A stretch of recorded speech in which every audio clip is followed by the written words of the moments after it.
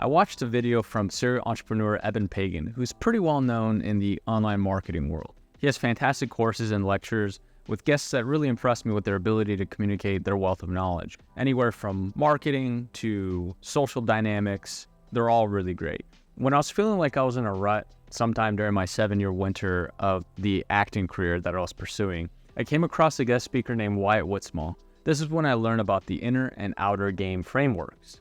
Essentially, you can use this framework in any industry and it'll make sense and it'll encourage the listener to open up their perspectives and find holes in their approach to succeeding in that particular field. You can use carpentry, writing, car sales, but for this example, let's stick to acting since it's relevant to me. But you can replace acting or actor with whatever it is that you're pursuing in your field. So the framework begins. In order to become a successful actor, you must possess a consistent balance of the inner game and outer game of acting. You can't just rely on only one area, and if the scales are tipped too heavily to one side, you are likely going to plateau, burn out, or rust out. The inner game of acting is the craft, the study of performance and deep work to be able to access emotion and fluidity. There are many various approaches when it comes to the craft of acting, including Meisner method, Stanislavski, the list goes on. There are also notable acting classes in the major cities. Specifically in LA, there's Leslie Kahn, Warner Laughlin, who coached Amy Adams, Howard Fine, who coached Gal Gadot, Margie Haber, BCG Acting Studio, Stan Kirsch, Joseph Perlman, John Roosevelt, to name a few. And I've audited, if not been a student at many of those places. They each have varying approaches for their actors to perform a scene and eventually win the audition room. After all, these classes heavily rely on their Rolodex of working actors to sell their boot camps and workshops. They aren't cheap, but they provide insights you won't figure out on your own. A very small percentage of actors can wing it and book a job, which will then, by a series of fortunate events, provide a roadmap for continuous work and succeeding in this career that is acting. These people are anomalies. I've heard stories of people going to their first audition and booking it. The greats who have lasting careers tend to have their go-to coach or come from a background in theater with years of studying in a conservatory. They nerd out on acting. There are actors who can check all of those boxes and can whip out their monologues and know the craft really well, but you still haven't heard of them. Why is that? While they are indeed talented, they typically neglect the outer game of acting. That's the second part of the framework. The outer game of acting encompasses everything outside of the craft. It's the business and marketing side. Some people also call it by the dreadful word, networking. Many scoff at the idea of networking in almost any field. While some embrace this aspect of business life because it's an excuse to chat up, make new connections, and feel like you're actually doing something productive.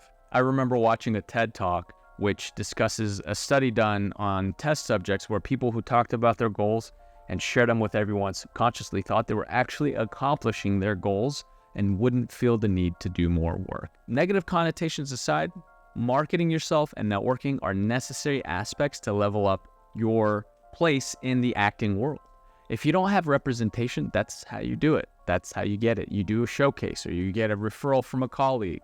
I've legit tried helping fellow actors in classes who didn't have an agent and said to email me so I can afford a referral, and crickets. I never heard from them. I had literally an agent on the table that was willing to represent an actor. All they had to do was email, and they didn't. I had a good reputation at the time, and my agent was willing to take on developing talent, but they're not going to chase after someone who's in the developing stage. That person has to do that bit of marketing, that step. By either being afraid of possible rejection or holding out for the big five. I've met actors who said no to a good thing because they lacked solid outer game when it came to taking action. It's called show business for a reason, not show acting. Good outer game also includes what you do with your free time. You want to put yourself in the best financial situation or have the mental fortitude to be willing to pass up on money jobs, which are jobs you would only do for money.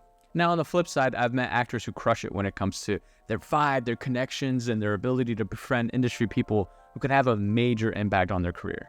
But this very person though trained to act doesn't have enough inner game to win the room, as they say, aka bring to life a performance that makes casting want to hire them for something.